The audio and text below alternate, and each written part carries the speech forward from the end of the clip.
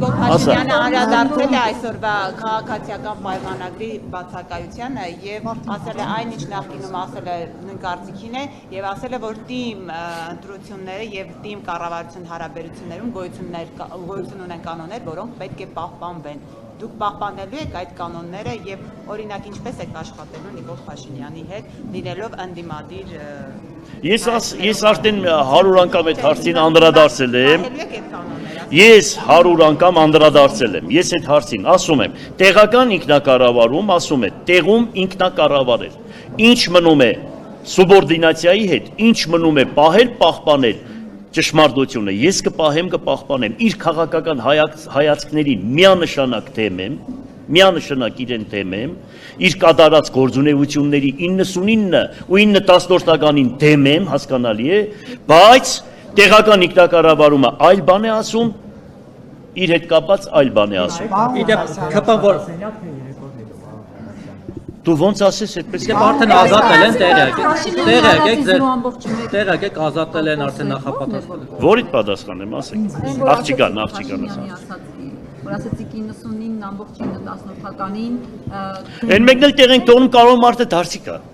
Դե եկեղեցին ինչ է ասում, ապաշխարության կանոններ է տվել, եթե մարդ ապաշխարության բան է ճանապարհ է բռնում, այդտեղ արդեն ես բան չունեմ ասել։ Նարեկը հարց ունի Զեմլյակին։ Ասա Նարեկ ջան։ Խորհրդային տարիներին կոմկուսը դեմ էր մասնավոր սեփականությանը, մեծահարուստներին կուլակաթափ էր անում, այս մասով տարաձայնություններ ունեն։ Ասեմ։ Ուրեմն այդ մասով ես ունեմ մի բան։ Միանշանակ դեմ եմ եղել, որ սեփականություն չպետք է լինի։ Միանշանակ դեմ եմ։ Միանշանակ դեմ եմ, որ երկիրը սեփականություն չունի։ Հայաստանի Հանրապետության կառավարությունը ինքը սեփականություն չունի։ Ուրեմն ես կողմնակից եմ չինական մոդելին, դա Աստված, որ եթե հանգարց Աստված կամենա կանգնտեղ հասնենք, ուրեմն հասկանալի է այդ ժամանակ ստրատեգիական նշանակություն ունեցող կառույցները, այն մեծ գումարները, որ գալիս է որևիցե մի բիզնեսից, չեն թողնելու, որ մի քանի բիզնեսմեն պետությունից հարուստ լինի, որպես ինչ։ Անպայման դրանք պետք է լինեն պետական սեփականություն։ Իսկ մնացածը թող ժողովուրդը, թող ես էլ դրան եմ կողմնակից, ես դրան կողմնակից եմ։ Պետությունը չգիտեմ, բայց դուք էլ եք հարուստ, պարոն Ղուկասյան։ Ես հոգեբ Դուք ոնց եք հարստացել։ Հիմա նայ ասեմ։ Այսքան չեն չինություն։ Դե ասեմ էլի սպասի։ Մի րոպե ասեմ ես երդասարտին։ Ուրեմն ուշադիր լսի, ես նախ հոգեպես եմ հարուստ։ Ուշադիր լսի։ Երկրորդ հերթին ես 64 տարեկան եմ։ Ուրեմն 12 տարեկանից աշխատել եմ, ամբողջ քաղաք է գիտեմ։ Մինչև այսօր իմ գործարանների, դաժե մնացորդները մնացել է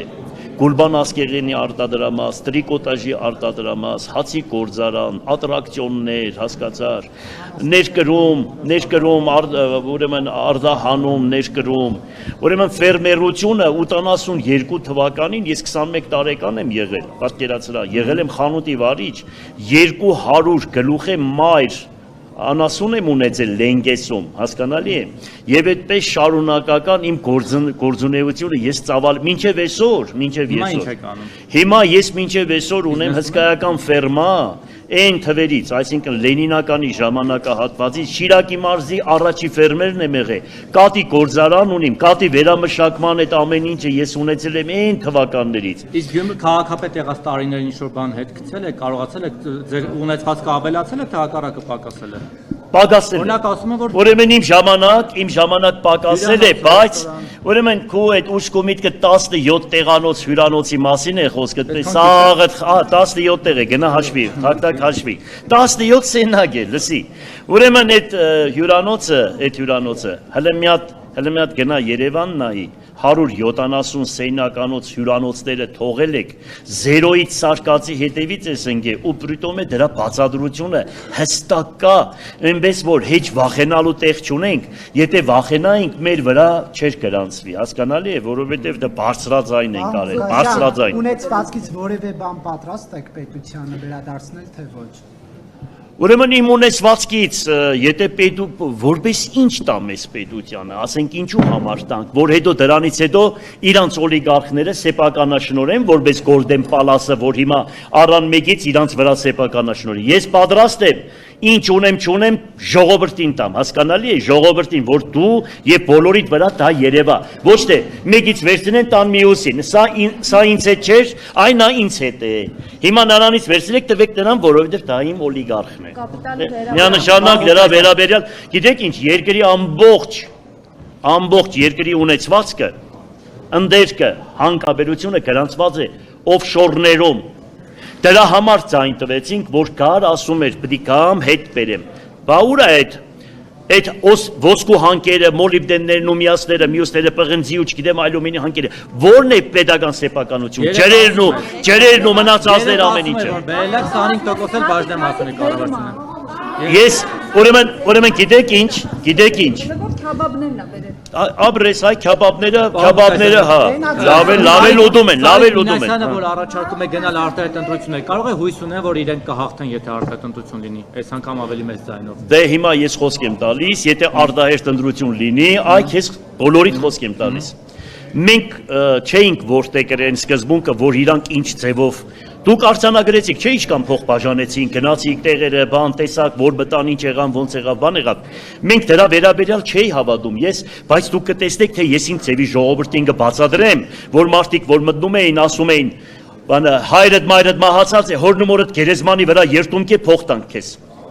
Երեխատ մահացած է, երեխանիդ գերեզմանի վրա երտումք էր փող տանք քեզ։ Մենք այդ սկզբունքը չգիտենք, թե ինչ էին անում։ Երկրորդ բանը ոնց էին դուրս հանում բան։ Մենք այդ ամեն ինչը գիտենք։ Այ հիմի որ ընտրություն լինի, գտեսնես թե մենք ինչքան ցային կհավաքենք։ 2008 թվականին ես հավաքել եմ 40,000 ցայն։